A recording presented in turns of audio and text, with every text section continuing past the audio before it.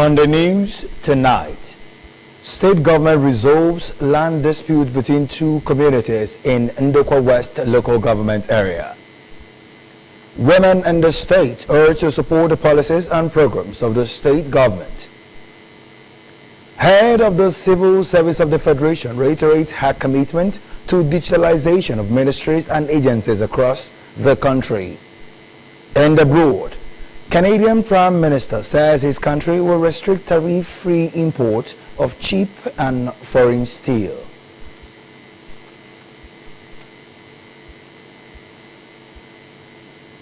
Hello and a warm welcome to Delta Television Main News. I am Tony Ilwaka. The state government has resolved the land dispute between Emu Ebendo and Obodo Ugwogume communities in Ndokwa West local government area.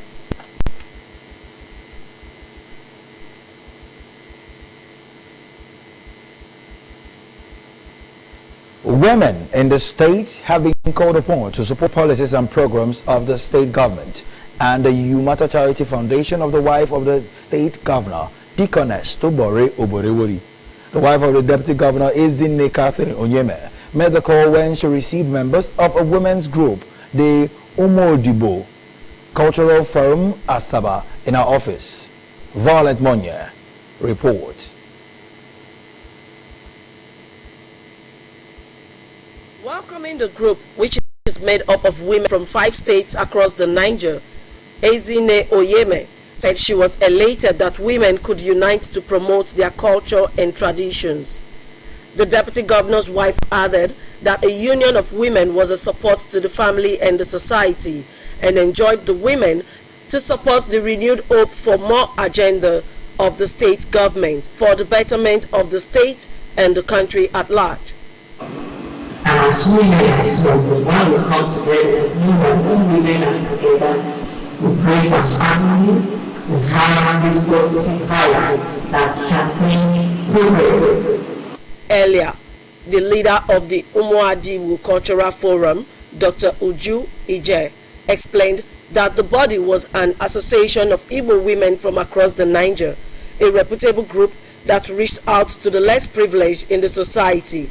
She pledged the forum's support to the state government. Excellency will show you the members who show you for our and we did to back you. Violet Moyi reporting. The second edition of the interactive session tagged Breakfast Dialogue by the Office of the State Head of Service for Senior Civil Servants in Selected Ministries, Departments and Agencies, as held in Asaba. Henry Unogwa completes the report.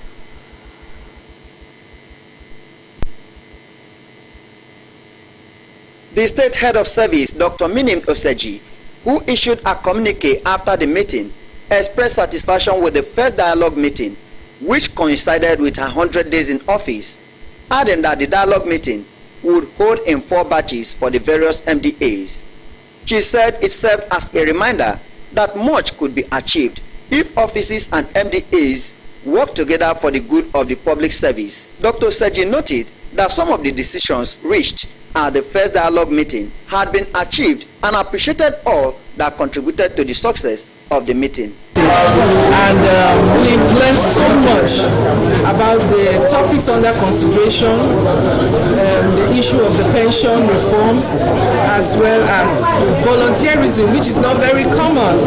We hope that with this now, we will come up with strategies to create more awareness, what every stakeholder needs to do, and we need to do more monitoring. Earlier in an address, the Permanent Secretary in the Office of the Head of Service, Mr. Maswe Awuse, described the dialogue as insightful as it dealt with the way forward towards achieving better service delivery. Papers were presented on the update on the current pension scheme, the challenges and the way forward, the concept of volunteerism, and the need to leverage manpower deficit in critical areas. A person can volunteer to join the army or the navy or the air force when war breaks out in a community or a country. In case of late cases, we only rely on appropriate registry to identify needs of kin. Some of us here still carry the next of kin of our brothers' parents. We've not even changed to our wives. The event featured the launch of a bureaucratic magazine on work ethic in the civil service. In attendance were top government officials, senior civil servants, and Servicom officers, among others. Henry Onogwa reporting. The Delta Broadcasting Service, DBS Asaba, has been called upon to reactivate and strengthen existing structures for service compact Servicom units in the station towards enhanced service delivery. The senior policy advisor to the state governor, the Right Honorable Funke Keme Solomon, made the call when he visited the management of the station. Sam Sokojite reports.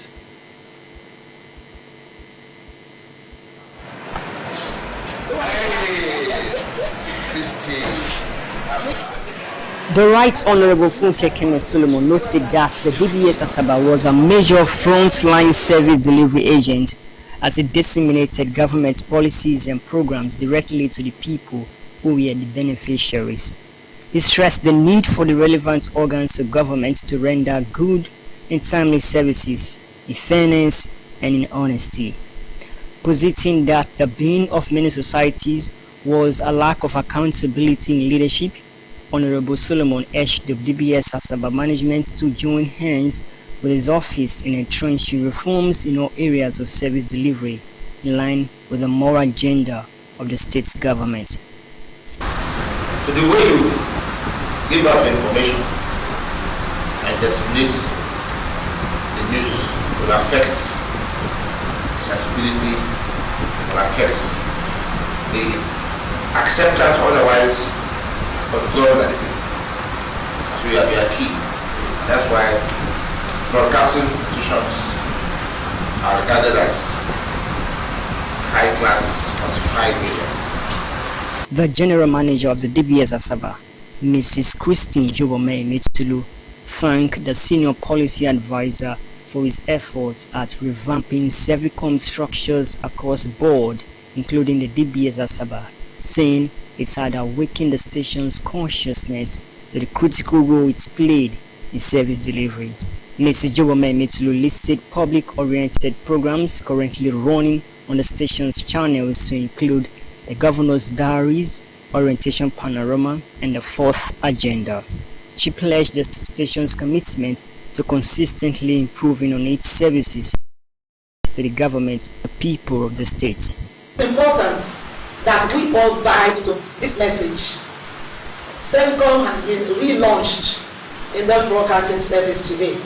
So it behoves us, our staff, to run with this vision and this mission. The DBS Asaba General Manager was later invested as the Chief Service Provider of the station by Honorable Solomon, who also presented Servicom posters, stickers, and mission statements, among other publications to the station. Present, the management staff of the broadcast station and top officials of the Office of the Senior Policy Advisor. Sams Ohojite reporting. Public relations practitioners in the state have been charged to remain focused, uphold truth, and adhere strictly to the ethical standards of transparency and excellence. The state chairman of the Nigerian Institute of Public Relations NIPR Delta State Chapter, Mr. Godfrey Osakwe, of effective communication in promoting government policies, enlightening citizens, and enhancing democratic governance. Success is to use effective communication as a tool, to bridge buildings. Good governance is only possible when you have a two-way communication, and truth is the basis for that communication. Participants at the occasion said the session had broadened their understanding of the role of public relations in governance and pledged to apply the knowledge gained to improve communication and development efforts in the state. We have benefited a lot. We are doing writing more about the PR world. You can have any profession under it to be precise. So I never knew initially, but until when I got to the summit and I realized that any professions could actually have an affiliation with this particular field. It gave me the opportunity to know that information is power, The event, which featured panel discussions on the interconnectedness of public relations, governance, and nation building, drew stakeholders from public relations sector, including the General Manager of the Delta Broadcasting Service, DBS Asaba, Mrs. Christine Jobome Emetulu. Henry Onogwa reporting. The Asaba Reading Club, in collaboration with the English department of the Dennis Osadebe University Asaba, has hosted the review of a book of poems authored by Dr. Peter Omoko of the Department of English and Literary Studies in the institution. The poetry work is titled River Songs and Testament.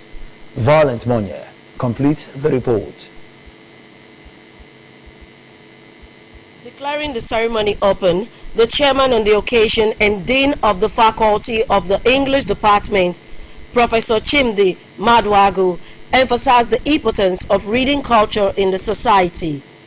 He encouraged all to embrace reading as a lifelong pursuit, stressing that the quest for knowledge was essential for personal growth and development. If you are literate and healthy, the most common activity you engage in is reading. Reviewing the book, a lecturer with the English department of the institution, Dr. Henry Unojokwofia, said the collection of poems published by Craft Books Limited had 119 pages and comprises 2 parts, River Songs and Testaments. It described the work as a masterpiece which addressed the issues of environmental degradation, climate change, the girl child, and other issues affecting the society. The book reviewer commended the author for being a voice to the voiceless by bringing his ideas into reality. The author of the poetry work, Dr. Peter Omoko, said he was inspired by the need to tackle the issues of environmental degradation and human rights violation, as well as other evils in the society, which could be corrected. Basically, it has to do with the devastation on the Niger Delta environment, the devastation, the rape of the environment, and the girl child. The State Head of Service, Dr. Mini Oseji, represented by the Permanent Secretary in the Ministry of Energy, Mrs. Felicia Runerobo, among others in their remarks, said the book was a must-read for those who wish to make a change and be a voice in advocating justice and equality. It serves to raise awareness about conflict-related sexual violence. All survivors and victims are grateful to those who have lost their lives in the fight against it. Thanks to the fact, the value that women, the girl child, bring to society. And that is why that the woman is someone who can contribute meaningfully to society. That talks about the things that are happening.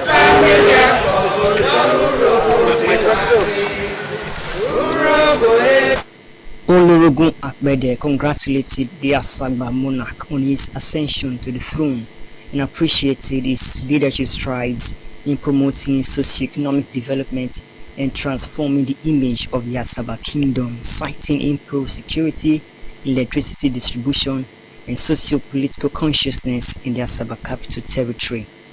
The Asaba UPU leader commended the peace and non-discrimination being enjoyed by the Robos among other non-indigenous of Asaba, pledging the body's continued support to the reign of the Asaba monarch.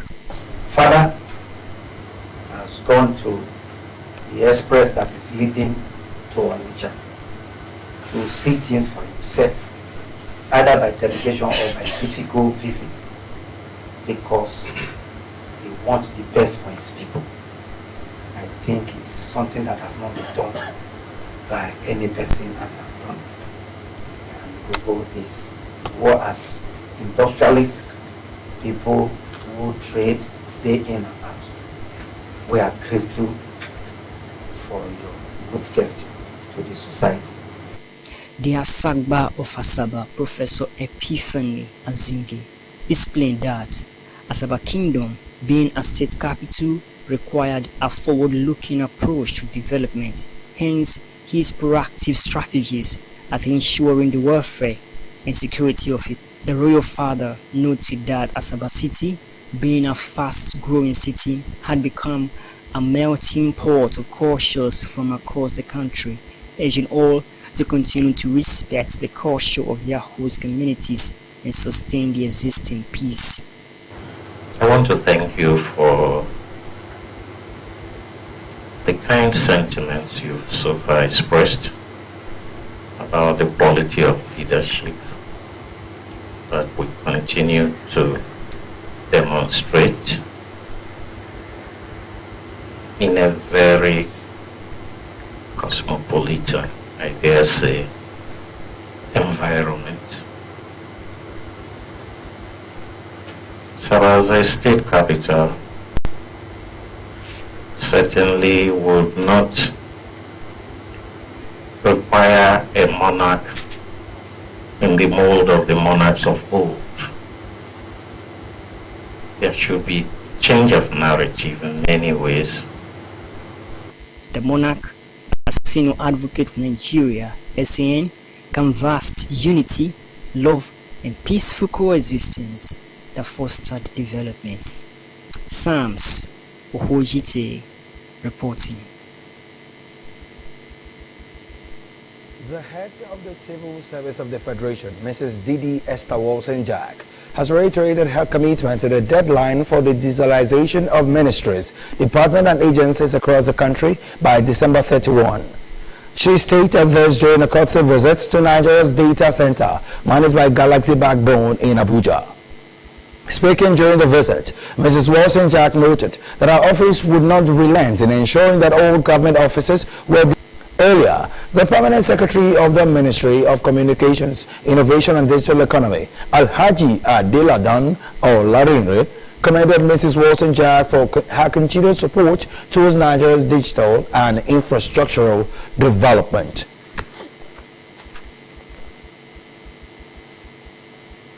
The Independent National Electoral Commission (INEC) has warned political parties against making careless mistakes in the nomination and submission of candidates for various elections, saying such mistakes could be detrimental to both the parties and their candidates. The National Commissioner and Chairperson of the Legal Services, Clearance and Compliance Committee, Mrs. May Abamuche Mbo, gave the warning at a two-day refresher training workshop on using the INEC candidate nomination portal ICNP for party officials. Mrs. Abamuche Mbu said the training was aimed at enhancing the capacity of political parties and minimize procedural errors in candidate nominations, as well as to consolidate achievements from previous cycles and ensure a more efficient, transparent and technological seamless nomination process in preparation for upcoming by-elections and the Federal Capital Territory Area Council elections. The National Commissioner stressed that despite the progress made so far with the ICNP in reducing paperwork and improving compliance, political parties still face challenges such as incomplete form submissions, improper document attachment, and frequent turnover of personnel managing the nomination process. Mrs. Abamuche Mbu urged party officials to maximize the training, noting that its collective preparedness was a determinant of the overall success of the electoral process. She said the initiative reaffirms INEC's commitment to using technology and other aspects of its operations in order to continue to add value to the lives of young citizens of the country. Brigadier General Nafi commended the federal government for its youth-friendly policies and sustained support, especially through the prompt release of funds for the smooth operations of the scheme. The DG urged the participants at the workshop to share relevant ideas and experiences that could assist the NYSC's management in the seamless execution of the forthcoming Batch B orientation courses.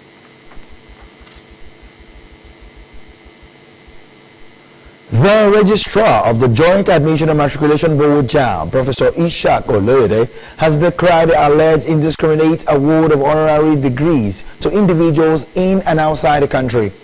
Professor Oloyede said this at an investiture ceremony organized by the University of Ilorin, where 65 distinguished Nigerians were honored for their contributions to the university and society at large. The investiture formed part of the university's ongoing 50th anniversary celebrations. Professor Oloyede, who was a former vice-chancellor of the university, lamented that honorary degrees had become worthless. While commending the university's vice-chancellor, Professor Wahab Ebowale, SAN, for the innovative idea, Professor Oloyede pledged on behalf of the other awardees that they would continue to serve the university, the nation, and humanity. Earlier, the Vice-Chancellor said the honorees include 50 ambassadors, 10 alumni, and 2 recipients of Award of Excellence. Professor Ebowale said the ambassadors were nominated by their respective faculties and the nominations were validated by the Center of Advancement. The Civil Defense, Correctional, Fire and Immigration Services Board, CDCFIB, has postponed the online recruitment process for job seekers into the paramilitary agencies until July 21. In a statement by the board secretary, retired Major General Abdul Malik Jibril, explained that the temporary suspension aimed to enhance the efficiency of the recruitment portal, https://recruitments.cdcfib.gov.ng. The online recruitment exercise was originally scheduled to begin on July 2nd, but was later postponed to July 14. The paramilitary agencies with available vacancies include and abroad. The Canadian Prime Minister, Mr. Mark Carney, has announced that his country will restrict tariff-free import of cheap foreign steel to help domestic manufacturers reel in from levies imposed by the United States. Speaking at a news conference in Ontario, Mr. Carney also pledged to diversify its trading partners away from the U.S. and prioritize the use of Canadian steel. The announcement comes in the wake of punitive tariffs imposed by the United States President, Mr. Donald Trump. First, a 25.28 Canadian steel in March, later doubling it to 50 in June. On Tuesday, and the Prime Minister raised the possibility that U.S. tariffs might remain in place even after the bilateral agreement. Speaking to newsmen, Prime Minister Carney noted that imports currently accounted for nearly 2/3 of Canadians' steel consumption, while also Canadian steel exports were destined for the U.S., a level of dependency he described as unsustainable. Under the new measures, the government would tighten its tariff rate quote from 2024 to 2025 steel import volumes from countries without free trade agreement with Canada. Any import exceeding that limit would face a 50% tariff.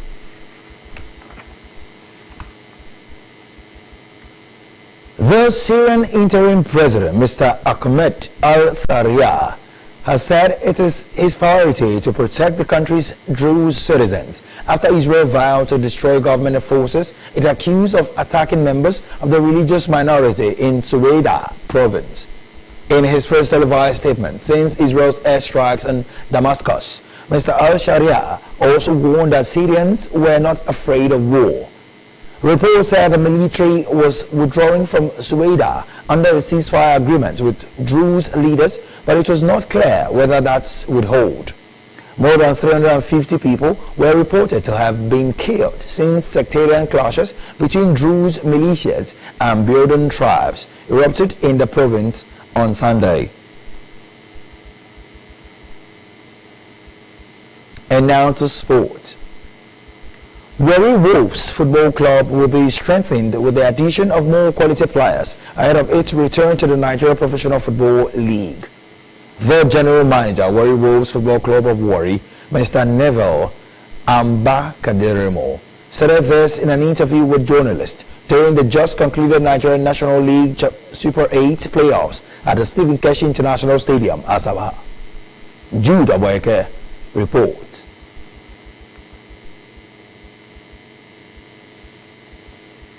And still on sport, the Nigerian National League NNL has imposed fines totaling 3.75 million naira on Wiki Tourist FC following a series of disruptive and violent incidents during their March number 13 clash against Warri Wolves FC in the just concluded 2024-25 Super 8 promotion playoffs. The 10th fixture took place on 12th July at the Steve Nkeshi Stadium in Asaba. According to the letter dispatched to the both Bauchi State Football Association and Wiki Tourist FC, signed by Danlami Alanana, the chief operating officer of the league, the behavior of Wiki Tourist supporters and officials was characterized as unruly and below standard. The report highlighted multiple instances where fans threw objects at assistant referee to and onto the pitch, creating a hostile environment for officials, players and spectators alike. The situation deteriorated after the final whistle when supporters of the Wiki Tourists reportedly invaded the pitch in an attempt to confront match officials and staff of NNL. The ensuing chaos instilled fear and panic throughout the stadium, including among dignitaries in attendance, tarnishing the reputation of what was intended to be a prestigious playoff fixture. In response to the disturbances, the NNL invoked Article 16.1.1 and 27.1 of its regulatory framework, imposing the following sanctions to stadium facilities, including pitch panels and advertising banners. The league has offered Wiki Tourist FC a 24-hour window to either accept the sanctions or submit an appeal.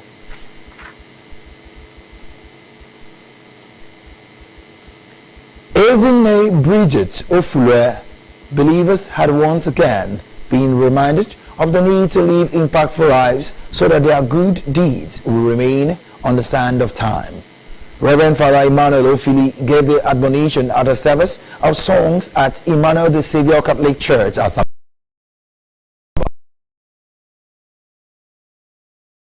in honor reports. Reverend Father Ofili, in his homily titled "What Will You Be Remembered For?" said, "Death was inevitable and was no respecter of age, status or background. Hence, it was important for every true believer to be reminded that all souls return to God." He charged believers to align their ways with the commandments of God, as death was a separation of the dead from the living. The cleric pointed out that any funeral was a reminder to those gathered that death was the end of all men, and urged the people to reflect on their ways. He encouraged the family of the deceased to take solace in the knowledge that their mother lived an impactful life. God has given you extra time. That is why we're seeing you. Not because we're too strong, not because we're too powerful. Romans chapter 9:16 is saying, it's not like you that hold it, but you that win it. The Lord God is your mercy. So mercy is being given to you. How far are you trying that mercy? In your place of work, the point of that, when you die, you're going to become his slave. The remains of late Ezinne Bridget Ofule will be interred tomorrow at her residence in Iguzo, Oshimili North Local Government Area. Henry Usiayu reports. That's our news. Now to our thoughts for the day. The greatest glory in living lies not in falling, but in rising every time we fall.